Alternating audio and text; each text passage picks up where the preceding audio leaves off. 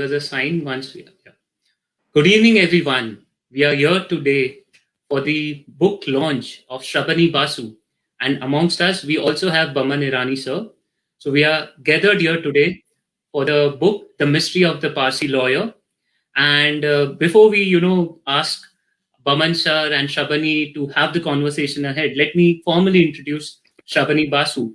She is an author and a journalist. She was born in Kel in Kolkata and grew up in Dhaka, Kathmandu, and Delhi. So I guess that's also visible through her books and writings. The kind of worlds which she has, lived in is, really portrayed in the books as well. Her books include Victoria and Abdul, the extraordinary true story of the Queen's closest confidant, now a major motion picture. You must have seen Jodhpur King and Another Country, Indian Soldiers on the Western Front, which is based on a period 1914, 1918.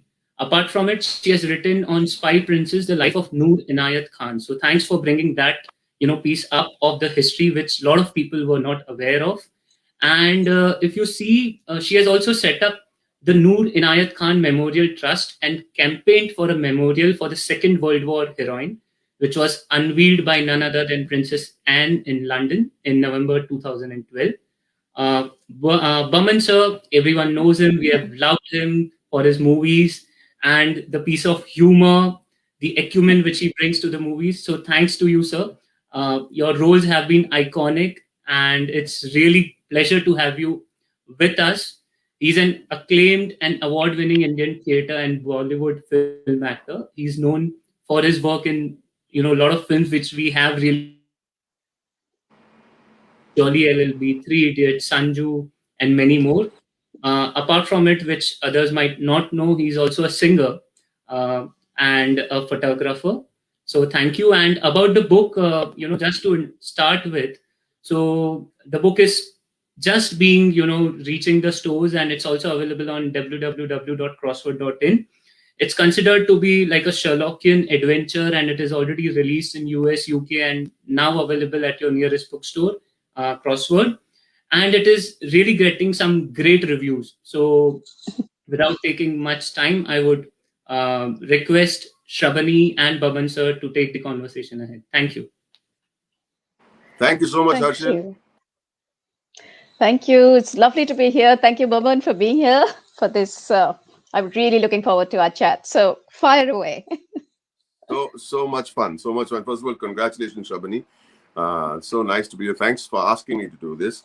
And one of the reasons which actually grabbed me was and why I wanted to do this conversation with you was about you obviously have some connection with the Parsees. Otherwise, why would I be having this conversation with you? Tell me. So I'm I'm pulling your leg.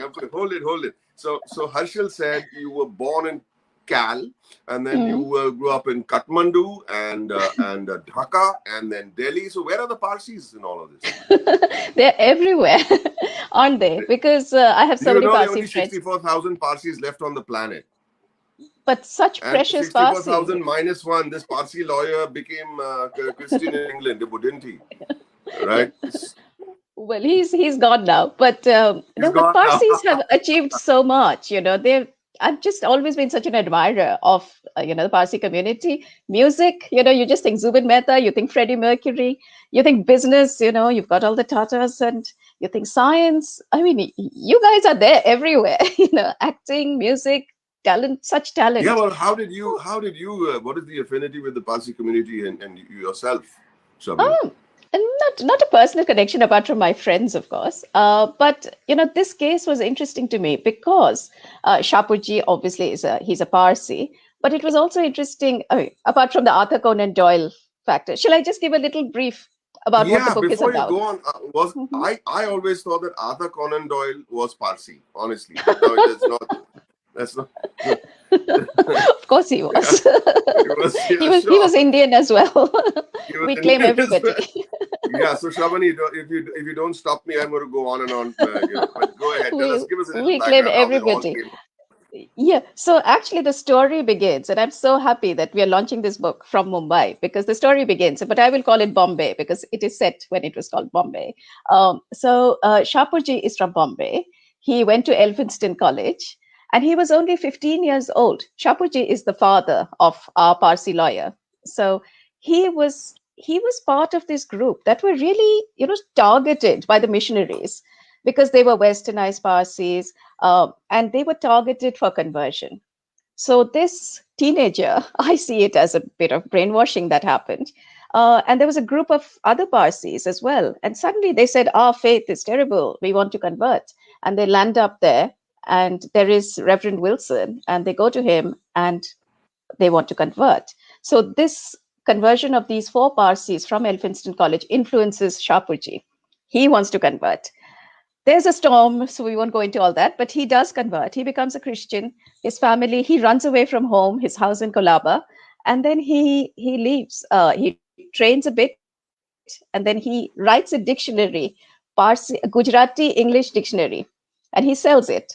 And with that money, he buys a ticket to go to London, to England, because he wants to train to be a priest. So that's where his journey begins. Now, his journey is in 1866. He reaches England, he becomes a priest, and then he meets, Charlotte. He falls in love with her, so he has a white wife. She's also the daughter of a vicar, so it's all very much church circles. And then he moves to this little mining village of Great Worley. It's set in the Midlands in a place called Staffordshire, and he becomes the vicar of Great Worley. So this vicar, he's the first South Asian vicar in England. And in 1876, George is also born. So he has a son, and then he has two other children. But the focus of our story is, of course, George Idalji, the mysterious Parsee lawyer. So that's the story of Shapurji and George. And in Greater Worley, it sounds like, one of the new areas in Bombay, Upper Worley, Greater Worley. Worley Seaface. Worley Seaface, yeah. Exactly. But I want to know, how did you stumble upon, and why did you think that this story needs to be told? Where did you stumble upon it? And how was it that you thought it would make a great reading? How long did it stew in your head? Or was it immediate? Yep. It stood in my head for a long time because I knew about George. I knew of George through Arthur Conan Doyle. I knew that Arthur Conan Doyle had investigated only one case personally in his whole life, and that case related to an Indian. So that always intrigued me. I love doing these stories about Indians who've been forgotten in history. Just Noor Inayat Khan was one person, but who played a major role. So there was, in Victoria and Abdul, I wrote about Abdul Karim. So I dragged this man who nobody knew about and put him up there. And then he's looking down from Leicester Square at the rest of the world. So, his story was definitely out there. So I love doing these stories. It's what drives me. And so I knew about George. It took a while. I finished all my other books. Meanwhile, there was another novel that was published, which was sort of based on this. It was written by Julian Barnes. It was fiction. So I said, oh, well, what do I do now? So I sort of parked that. And then I thought, in 2015, I saw this little newspaper item about an auction of letters from Arthur Conan Doyle to the chief of police of this area, Staffordshire Police. Right. And it was about the George Idalji case. And I said, okay, there's material there. So, that's when I started. And it's taken 5 years, but we're out there. But I do want to tell our viewers, because, most of you don't know what this is about. What is this case that happened, this famous case? So I'll just summarize that. No, don't tell them to read the book. No, I won't tell them. No, but I must tell them. I want to say something about writers. Writers who get so close to their characters, and it was so nicely and so organically that you said, "I knew Arthur Conan Doyle and George," as if you knew them personally, and that's so wonderful to know your characters at such close quarters. That felt so nice when you said that. But tell us a little more, Shrabani. Yeah. So you live with your characters, you do get to know them so much. You enter their world when you write about them. So what happened in Great Worley is that, as we said, there is this brown man with a very pronounced Indian accent, Shapurji Idalji, preaching to a white parish. So you can imagine the conflict. He has a white wife, He has three, what they call half-caste children, three brown children. So the village is immediately suspicious. And now they get hate mail, they get anonymous letters. When George is just 12, this family is just, bombarded with graffiti, hate mail, the works. Then time passes, but in 1903, something sinister happens in this village. This little mining village is suddenly somebody's coming at night and mutilating horses, and they are slashing their stomachs and leaving them to die in the field. It's really gruesome, and nobody knows who it is. The police can't catch him. Totally inefficient. 6 months have gone, more and more cattle lying around. They don't know who it is. People are terrified. Rumor mills start flying. And of course, who do they suspect? It's the Indian family in the village, this brown man. And George Idalji is a slightly strange looking fellow because he's very myopic. So his eyes are bulgy. And he's dark, obviously. He's dark skin. He's a loner. He walks alone in the forest. He has no friends. He leads a really boring life. He goes to Birmingham to work, comes back on the train, does nothing, has no friends, doesn't go to the pub. So immediately he stands out. And, so he is arrested for this crime, tried, the trial lasts 4 days, 55 minutes, the jury says guilty, and he's given 7 years imprisonment. Wow. And Boman, at this stage, I want you to read a little, just to give an atmosphere, a little bit about what the press, I'm a journalist myself, but we know how the tabloid media and the other media report these cases, We've all been hearing of late, Meghan Markle and Harry, making the news. So, given that background, present, but this is 100 years back. If you go to page 120. 125, I'm ready, Shrabani, as requested. Go for it. Always ready to, yeah. Read us this dramatic. I'd just like to add, and when I come back after this little thing, this is, of course, the press and their perception. There's no fact in here. I read what you asked me to read. There's no fact. It's only perception. There's no truth, and this is what their view of the Orient, the Oriental is, or was, or probably still is in many ways. So let me read. All right. The next day, the Daily Mail reported, those who closely studied this extraordinary criminal in the dock would have no doubt that he is a degenerate of the worst type. His jaw and mouth are those of a man of a very debased life. Idalji has also gained for himself the reputation of being a lover of mystery, another Oriental trait, and one that goes far to explain the anonymous letters. Love of mystery rather than bloodlust was, according to the Crown, the predisposing motive. The Birmingham Daily Gazette, reflecting on the extraordinary nature of this crime and the circumstances of the accused, ventured, the explanation of the choice is probably to be found in the circumstance that Idalji is of Eastern extraction. The subtle Eastern mind loves a mystery and is vain. The Eastern mind is satisfied with its secret. The Midland Express concluded, we are glad to think that the district of Great Worley and the country is safe from such a monster for several years to come. Within weeks, George, the nondescript, myopic lawyer from Great Worley, had been turned by the media into a monster and a degenerate, whose very appearance betrayed the horror of his race and its dark, mysterious ways. Well, just tells you, doesn't it? Yesterday, and it would have read as with as much resonance. Absolutely. So, in fact, that's what while I was researching this, I felt this happened over 100 years ago. My goodness, this is still happening now. But so let's move with the story. What happens now is, of course, he's found guilty. He's imprisoned. He's imprisoned for 7 years. But after 3 years, he's released on parole.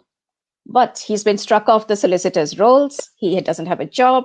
He's too scared to go back to live in Great Worley because he says if another cattle is killed again, they'll stick me in there. So he goes to London, which he hates.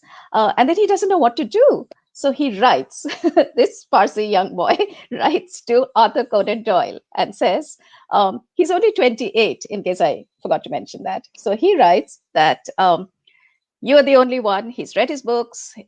In prison, actually, he read Sherlock Holmes, Hound of Baskerville. And then he says, you're the only one who can clear my name. You can investigate this case. And so we need Sherlock Holmes to get into this mystery. And Arthur Conan Doyle says, yes, he rises to the occasion and he's going to, support George Adalji. He's going to fight his case. He's going to investigate it. And he's going to fight this miscarriage of justice. It's a big thing. The English, he's also a person of empire. He strongly believes in the empire. But for them, empire means we are bringing democracy, civilization, justice to the world. So how can, Britain not give this justice to this man? So he really fights that battle. And he says, he compares it to the Dreyfus affair in France, where a Jew was selected and, imprisoned for something he hadn't done just because he was a Jew. And he says, this is England's Dreyfus affair. That happened with a Jew. This has happened with a Parsee. So, his religion, him being Parsee, sort of is at the center of this whole case. Apart from him being an Oriental, as they say, an Indian, it's this Parsee religion, which they can't understand. And all they know is they're worshippers of the sun, and they think somewhere in their minds they have it that they go out and sacrifice cattle. It's totally bizarre. It's ignorant. But this is fed into them from these stories of the Thuggy cults, that they've gone out, they sacrifice to Ma Kali, the Hindus are doing it. There's a blurring of all these lines, and they see Indians as being of this type, they just went for it with their perception of what they thought. Exactly. I'll go back to the question of theme. Well, one of the themes that just jumped out to me from what I just read was it makes it so contemporary. There's a contemporary consciousness to the way the press, I'm sorry to accuse over here, just paints people with one brush. Okay, so if you are brown, black, whatever you are, you are who you are, or who you are, who we think you are. Apart from the contemporary consciousness of that fact, what is it thematically about the characters that moved you the most while writing it? Well, when I read about how this Shapurji, I think a book could be written on just Shapurji. He's so interesting, the father, and how he then keeps fighting. So he himself has rejected his Parsi faith. He's come here to this country and he thinks this is civilization. And then he's rejected by this civilization as well. So he's stuck in the middle, this conflict that's going on. So I found him really interesting. George, of course, you just feel so sorry for this, sort of lonely, awkward 12-year-old who's getting hate mail saying, we're going to kill your son, stuff like that. And then he goes on. But he's a fighter. I mean, hats off to him for writing to Arthur Conan Doyle. Hats off to him for becoming a friend of, Arthur Conan Doyle. How many people have the guts to do that? He goes to him. And Arthur Conan Doyle, when he gets married, it's all in the book. One of the guests at his wedding is George Adalji, standing quietly in a corner with a present. Everyone else's wedding for some reason. They don't get married themselves, but they land up at everybody else's weddings. Yeah. So that's an interesting little tidbit to know that a Parsee was there at Arthur Conan Doyle's wedding. And tell me more. I'm dying to know more about what thematically moved you. What was well, it's the mystery element, of course. I've always loved. Who doesn't love a good Sherlock Holmes mystery? I can sit there. My guilty secret is sitting curled up in bed on Sunday afternoons watching, replays of Hound of Baskerville. So that's something we love. Everyone loves a mystery. Who doesn't love a mystery set in a small English village? I mean, that's just waiting, crying out to be told. So Arthur Conan Doyle's investigation in the case, I then go. In this book, I found new material from police records, because that's what I do. I write nonfiction. So I found the conflict between the police chief and Arthur Conan Doyle, and the way they, these two men, big men, the The police chief is a total imperialist, son of the Earl of Lichfield, lives in a grand estate, hates this brown family in the village, calls Shapurji the Hindu vicar, because that's what he is, and hates his white wife for marrying him.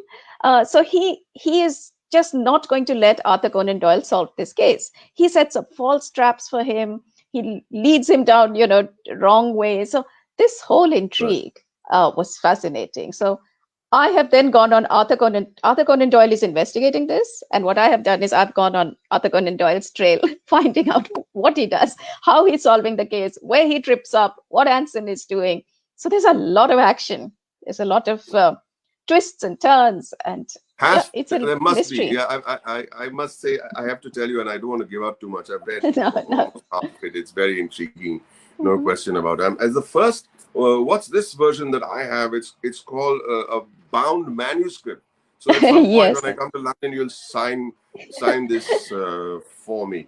Of I wanted course, to say something. you'll get the real book. So it looks very much like the real book, but it's just I'm it's a getting digital a little copy. emotional with this one. This is also a real book. It's also okay. Right. So the next thing that I needed to ask you was, this is not fiction. This is fact. Yeah. So how would one describe this book? This is not fiction based on fact, or all fact, and how much of it is fiction? The drama. I'm sure there's a lot of drama. We weren't there for it. It comes out of letters and articles. We weren't there. So how do you meld and mix this little bit of fact with fiction? Not fiction, drama. Let me not use the word fiction. there's no fiction in it at all. Everything is researched, over various libraries, I have no archives. doubt about that. I have no doubt about that. And But how does one bring in drama? Yeah, so it is, the narrative is what, once you've got all the facts and then you distill it and you structure it. It's very much like any book or film, you're familiar with that structure. How do we distill this? Where do I begin the story? Where do I go in? Flashbacks, whatever.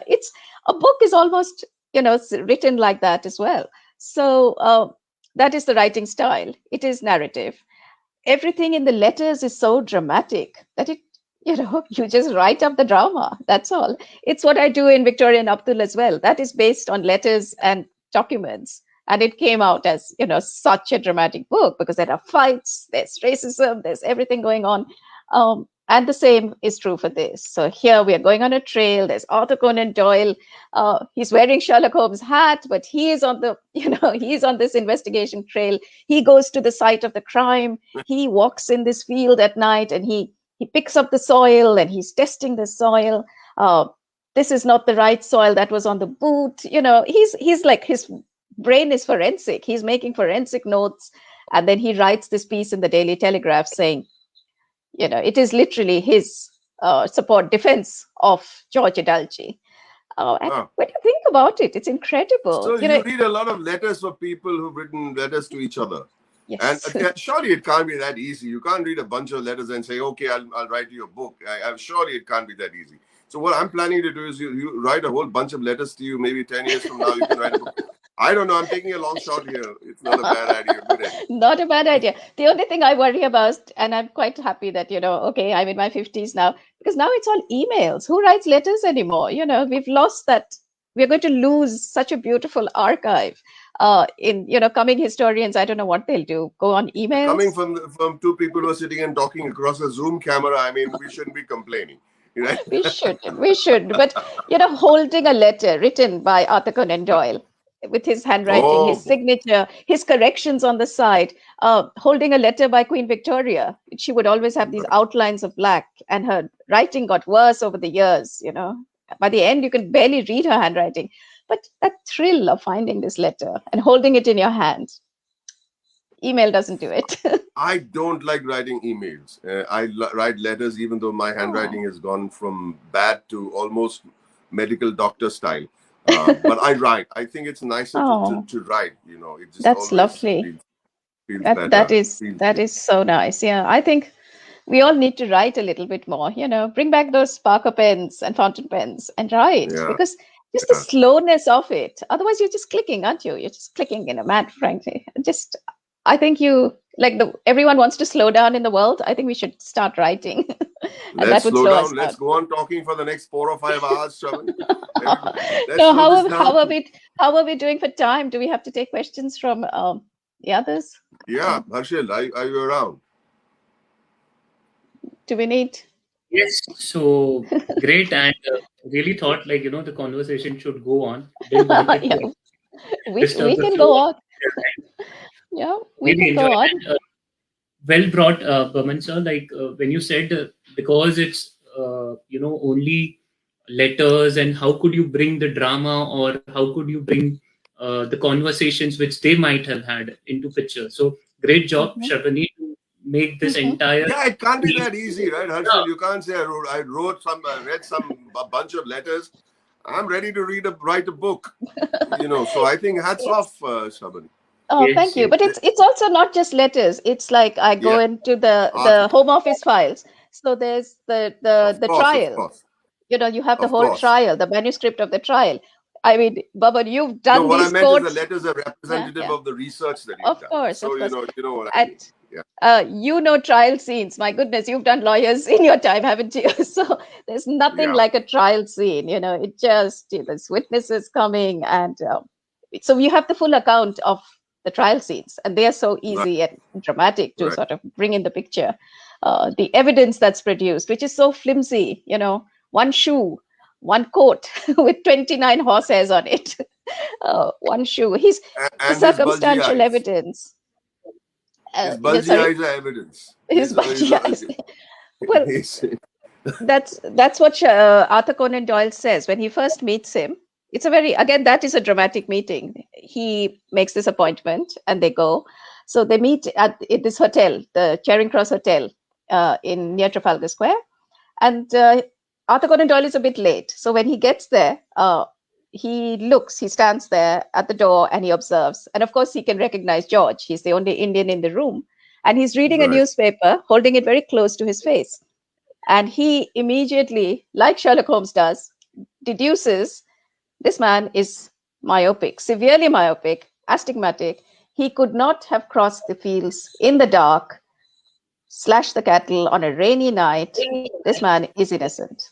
And, straight away he makes that deduction. And then he I also was going says, to say just that, but then Conan Doyle beat me to it. oh, there you go. It's We need you fabulous. in a trial scene. Going, not playing It's handsome, quite but fascinating, Shabani. It's quite fascinating that, when you see the pictures and, I'm a Parsee myself, and to see that somebody was caught in this whole web of madness, it just feels, I hope things change, and nothing really has.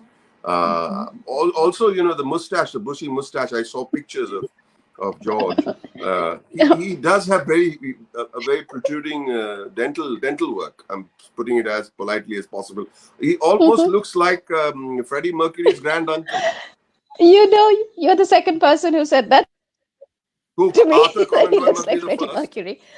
Arthur Conan Doyle must be the first, and I must be the second. Of course, Freddie Mercury was involved. Don't mind my joking around. We just keeping it Absolutely. light. And oh, of course, the reason he couldn't even trim his mustache is because they wouldn't allow him scissors in the prison. They said, you can't have a nip. We don't allow it. So poor man went to this trial looking like, bushy mustache, a summer suit, That's what he read a on worn page out shoe. 101. Yeah. Oh God, I it read was, that bit. Yeah. It's he looked fascinating, aside. Shabani. I'm fascinated about Arthur Conan Doyle, who wrote fiction, got involved in this real case, the only real case, and happened to be with an Indian. And more important is, he got involved through an Indian father. And I feel in many ways, the way that I'm seeing this unfold is also a father story in some strange way. Apart from the mystery angle, there's a lot of caring, a lot of concern. There's family, there's hurt, and there's justice. If that's my reading of it, and there's so much in the book that, from what I've been, little that I've read, that I can't wait to finish it. So maybe tonight after this conversation. Excellent. I hope you enjoy it. Very Right. much, Shrabani. Thank you very much Well, for asking me to do this. I'm really honored. oh, Thank you. And thank one thing, you. shout out to my friend Sarah, who was in college with me some 12 years Oh, ago when I was in college. I'm just, don't time flies. 12 years is a long time. Sarah, if you're listening, but thank you for connecting me with Shrabani. It's such an honor to oh, talk to you, Shrabani. Thank you. thanks. Thanks so much. Thanks for being here. I know you had to shoot today and you came dashing Should back. I ask the questions so that there are Sure. Okay. Yeah, many go on. questions? Can I? Yeah, Yeah, yeah, thank go you. on. Sure. So, I had one question. Whom would you like to make a movie? Like, whom would the director, like the first person you think of, a director or an actor? The question is to both, so you all can take it one by one. Shrabani, go. Gosh, I don't know. I mean, this is, I have this fabulous actor here. And if we had colorblind casting, he could be Arthur Conan Doyle, which we do have nowadays, isn't it? So, or he could Yeah. be Shapurji. Take your pick, Boman. What would you like to be? Shapurji. You'll be Shapurji. There Shapurji. we are. There you are. See, and We've done the Shapurji is quite casting. a good-looking chap, actually. So I think it works. It'll work. Yeah. So we've done the casting. We'll find George. We'll find George along the way. Great. and Yeah, so and Arthur Conan Doyle. there's But he one asked question. about the director. Director, Who would be gosh. a good director for this? Oh, there are so Yeah. many directors. I'm just such a fan of films. So many, many directors. I'm not naming any. I don't want to upset anybody. But yeah, I think this film is fun, and I think many directors would like to do it. I'm sure. Great. So You don't direct, do Sarah you, had Boman? asked a question. I am going to be directing my first film this year. I'm debuting as a writer-director. In the next few months. Really? Oh, that's Yeah, fabulous. I've just completed a script which I've been working on for some time now, and I will be directing it myself. Oh, So let's see what you think after you see my film. fabulous. Okay, great. Congratulations. And hope we all see it in theater and not only laptops or TV screens. So hope things goes back to normal. Hope so So too. second Hope so too. question, yeah, and congrats sir on that. Second question from Sarah Boman sir, this is for you. The Parsees are peace loving, but like George, don't give up. Do you agree? And Shrabani, for you is, did George get married? Good one. I have a short answer. No, he You didn't. go for it. Yeah, no, he didn't get married, sadly. So there's no little Georges for me to interview. No, the line died with them, very sadly. Woman. So what was my question, and who asked the question? The Parsees, Sarah Day had asked a question. Ah, Sarah. Sarah. There we are. Sarah Day. Yes. Mm-hmm. What's the question? The Parsees are peace loving, but like George, don't give up. Do you agree? Well, that's an easy thing to agree with. Yeah, I think Parsees are peace loving, fun loving, and food loving, and a good laugh is always around the corner. But yeah, I think they have tenacity. They came and made a name and career themselves here in this country. And now when you think of it, even when you look in England, the number of Parsees have done pretty well in England, all over the world, actually. A small little community now of only 67,000 strong, tenacious little bunch of people who stand out for some reason. Who stand out because I think one would like to say because they're quirky and because they are fun-loving and they have wonderful disposition, outlook to life. But apart from that, I think industrious and like to be actors of change. When my grandparents, for example, they are Irani, they came much later from Iran as refugees. They came as refugees and they, opened restaurants and chiku farms and whatnot. And they knew that it'll take years before they even start earning money. But tenacious bunch. And here I am talking to Shrabani Basu. Wonderful, yeah. In fact, the first Indian British MP here in the UK was Parsee, Dadabhai Naoroji. He was elected in 1892. And the only three MPs of Indian origin pre-1947 were all Parsees. So, here's tipping the hat to Parsees. So it was Mancherji, Bhavnagri, and then Shapurji, Saklatwala. Three Indians and only Parsees. Saklatwala. Yeah. He was a communist. So he represented the Communist Party of Great Britain. And Dadabhai Naoroji was a liberal. And Mancherji Bhavnagri, he was a Tory. So they covered all the three parties. Yeah, great, amazing. Nice to hear from you, Sarah. I'll speak to you later. And I'll complain about Shrabani afterwards, after this session is over. Don't worry, I'll cut all my complaints later. We shall have a Parsee meal in London. There are lots of Parsee restaurants. Taking coals to Newcastle. No, you some Bengali food for me. Okay. Yeah. Done. Okay. Yeah. Right. Will we take another question? Yeah. It's from Harleen Dhawan. Hi, Shrabani. Your book sounds very intriguing. What was your research process like, and how long did it take? Was there anything you were surprised to find out during the process? Yeah. Shrabani. Thanks for that question. Yep. It took me 5 years. So I started in 2015, and we've only got here now. So I finally finished the book last year. The last bit was done during the pandemic.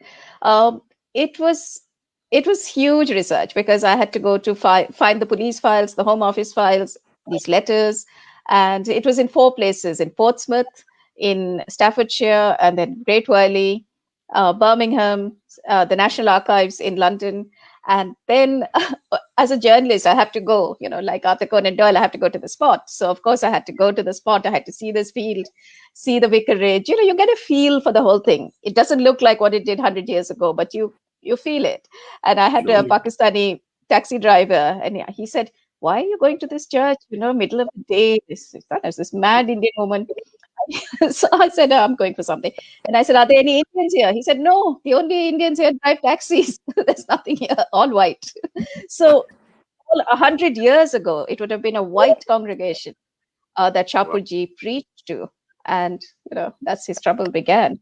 So yes, I did piece together all these, archival material from over 4 years. Believe me, it was files like that. My study, I couldn't walk in my study. But anyway, we have the book now. So there we are. So you actually lived the characters what you had for 4 years of your research. Great, and that's the work that is seen here. So I think next so. question from Arpan. Question from Arpan. I would suggest with the time we will take 2 more questions so that we also do justice. Why do you feel writers of color receive such mixed reviews from the Western audience when writing about topics related to empire? And do you believe decolonization of the curriculum in the UK is actually a viable solution? So this is from our chat. Very, very interesting. Thanks for that. I've been lucky. So all my books have been received very well here, whether it's about the war and, it was a very English war. So here's me, coming in there and saying Indians did their bit. Here's Noor Inayat Khan. Why have you forgotten about her? She was awarded the George Cross, and it's been received so well. As you've said, there's a memorial for her. She's now a household name. Victoria and Abdul was picked up here. It got huge reviews here. Sunday Times bestseller list, picked up by British filmmakers and turned into a Hollywood film. So I've been quite lucky. All my stories cover all these grounds, but they've been appreciated. So that's that bit. The second bit is decolonizing. I have spoken about this all the time on every forum, like a stuck record. I say we need to study these stories about empire, know that these Indians came here and fought in this war.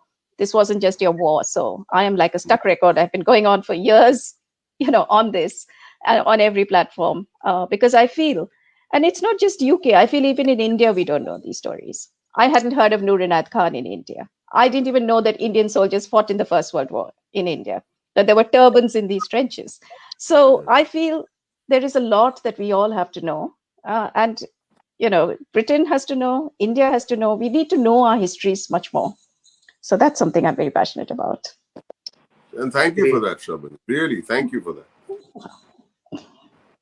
It takes a lot of efforts to, go to places, do the primary research, and then because it's 100 years ago, and then how do you bring all the facts of history together? So great work. Uh, Thank you. yeah, one question from Arun G. Did you had to self-censor your work to avoid any trollings? Self-censor to avoid? Sorry?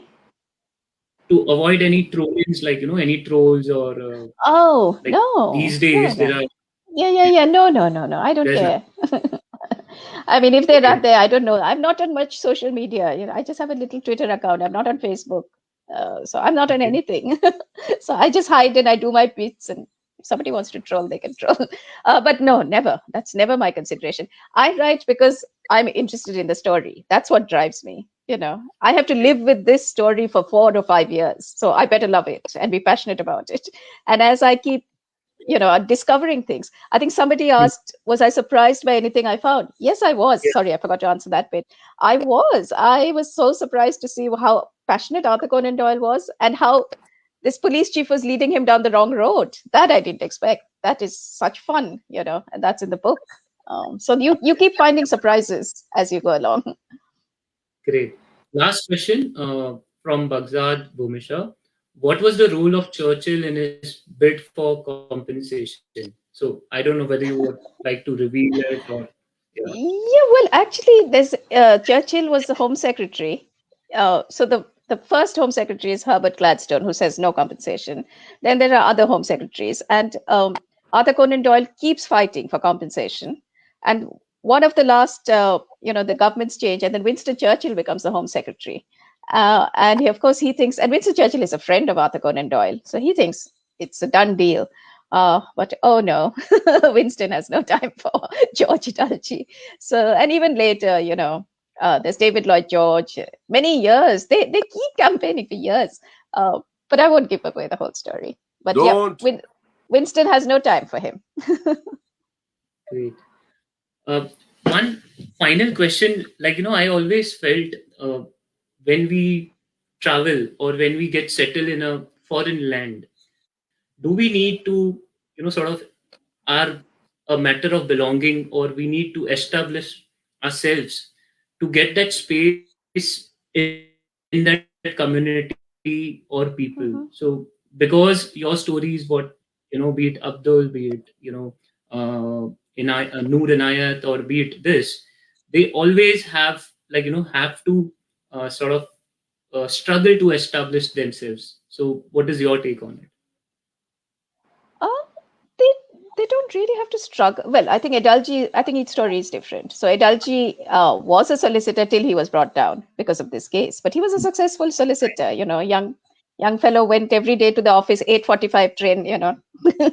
Great early to Birmingham and back. So he was okay. I think Noor is again a very different story. She is brought up in Paris. She comes here, joins the war effort, and then it's sort of two adrenaline powered 2 or 3 years where she's fighting this war. She's a secret agent. So I don't think she is facing all those problems as an Indian Okay. woman. She is facing them as And now, it's a yeah, difficult job. Yeah. right. So I think each story is different. I wouldn't put one class, but I'll talk about myself, because why do I go for these stories is also because I've lived half my life in India. So, I was 25 when I came to London. So I've lived half my life there, half my life here. For me, this interaction of India and Britain has, over all these years, whatever, empire, everything. So there are these hidden stories in there that I want to find out. So for me, both of these, this is now my second home. Or Delhi is my second home, whatever. Home is where you hang your hat, where your family is. So for me, it was important to always find these links between these two countries that have shaped my life and my outlook, really. Sure. So that's where I come in. But my characters have all walked different paths, and I call them my characters. They're real life people. But yeah, that's Thank how you. it is. Mancha, any last comments from your side before we end this session? I think I said it earlier when my segment of the conversation was over. I'll just repeat it quickly. Thank you very much for having me. It's an honor, Shrabani. I have this wonderful manuscript which I request you to sign for me. I'm going to read the rest tonight. But Shrabani and I have met actually at the Nehru Center when I had gone to the London Film Festival with my film Well Done Abba. Yes. And it was noisy over there. So she says, let's step outside. So we sat on I sat on a scooter and she did an entire interview with me then. And it's so wonderful to see Shrabani, who is, living in England and making a name for herself and making us all very proud. So I'm very, very happy and honored to have done that interview with you, and even more honored to have this conversation. In a sense, I'm interviewing you. So thank you. Thank you very much. Thank you. I'm a huge fan. So for me, this is it's lovely to be here at this platform. And we should meet in London. Yeah. Thank you, Shrabani. And Boman sir, I guess this, session wouldn't have completed because it's the mystery of the Parsee lawyer. So it wouldn't have been completed without you. And thanks for, your inputs as well. And Shrabani, wish you all the luck, and you find many more such intriguing and interesting stories in your path. And you have to, reach the stories to the world, which are untold and unheard. So great. And the books are available at your nearest Crossroad bookstore and www.crossroad.in. Thank you once again, both of you. And it was a wonderful to interact with you. Thank you. Thank you. Thank you. Thank you, Harshil. Thank you, Boman. Bye. Bye. Thank you. Bye-bye.